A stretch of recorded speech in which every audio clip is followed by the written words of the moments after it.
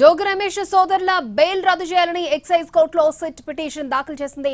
నకిలీ మద్యం కేసులో కండిషన్ బెయిల్ పై ఉన్నారు జోగి రమేష్ బ్రదర్స్. బెయిల్ రద్దు చేయాలని సిట్ పిటిషన్ వేసింది. పిటిషన్ పై రేపు విచారణ జరిగే అవకాశం ఉంది. జోగి రమేష్ సోదరుల బెయిల్ రద్దు చేయాలని ఎక్సైజ్ కోర్టులో సిట్ పిటిషన్ దాఖలు చేసింది. నకిలీ మద్యం కేసులో కండిషన్ బెయిల్ పై ఉన్నారు జోగి బ్రదర్స్. రైట్, పూర్తి డీటెయిల్స్ మా ప్రతినిధి శ్రీకాంత్ మనకు లైవ్ లో అందిస్తారు. శ్రీకాంత్,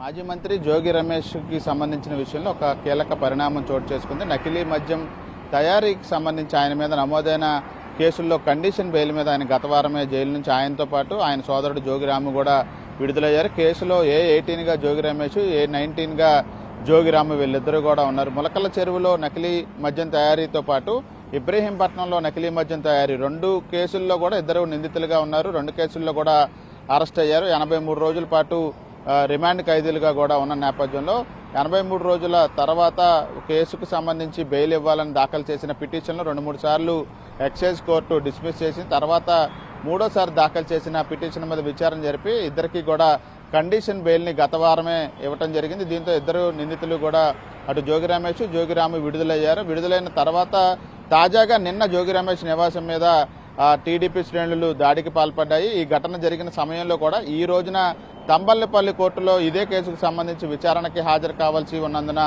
జోగి బ్రదర్స్ కూడా నిన్న తిరుపతిలో కూడా ఉన్నారు. కానీ ఈ ఘటన జరిగిన నేపథ్యంలో నిన్న రాత్రే బయలుదేరి ఇవాళ ఉదయం విజయవాడ కూడా చేరుకోవడం కూడా జరిగింది. ఈ ఘటనకు సంబంధించి దాడి ఘటన మీద ఒకవైపున రాష్ట్ర వ్యాప్తంగా పొలిటికల్ చర్చ జరుగుతున్న నేపథ్యంలో ఇప్పటికే ఏదైతే కండిషన్ బెయిల్ మీద జోగి రమేష్ బయటకు వచ్చారో ఆ బెయిల్ని రద్దు చేయాలని సిట్ అధికారులు ఎక్సైజ్ కోర్టులో తాజాగా ఇవాళ పిటిషన్ దాఖలు చేశారు. వీళ్ళిద్దరూ బయట ఉంటే కనుక ఈ కేసుకు సంబంధించి సాక్ష్యాలను తారుమారు చేస్తారు, సాక్షులను బెదిరించే అవకాశం ఉంది. కాబట్టి వాళ్ళిద్దరు బెయిల్ కూడా రద్దు చేయాలని ఎక్సైజ్ కోర్టులో సిట్ తన పిటిషన్లో పేర్కొంది. దీంతో రేపు ఈ అంశానికి సంబంధించి సిట్ పిటిషన్ మీద రేపు ఎక్సైజ్ కోర్టు విచారణ జరిపే అవకాశాలు ఉన్నట్టుగైతే మనకు తెలుస్తోంది. అక్షయ, అలాగే ఇప్పుడు జోగి బ్రదర్స్ ముందున్నటువంటి ఆప్షన్స్ ఏంటి శ్రీకాంత్?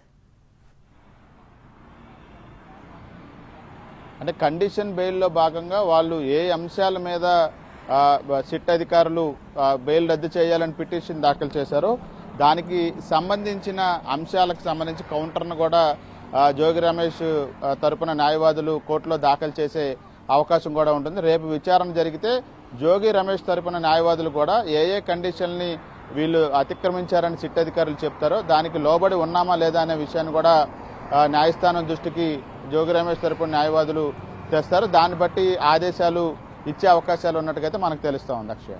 ఓకే శ్రీకాంత్.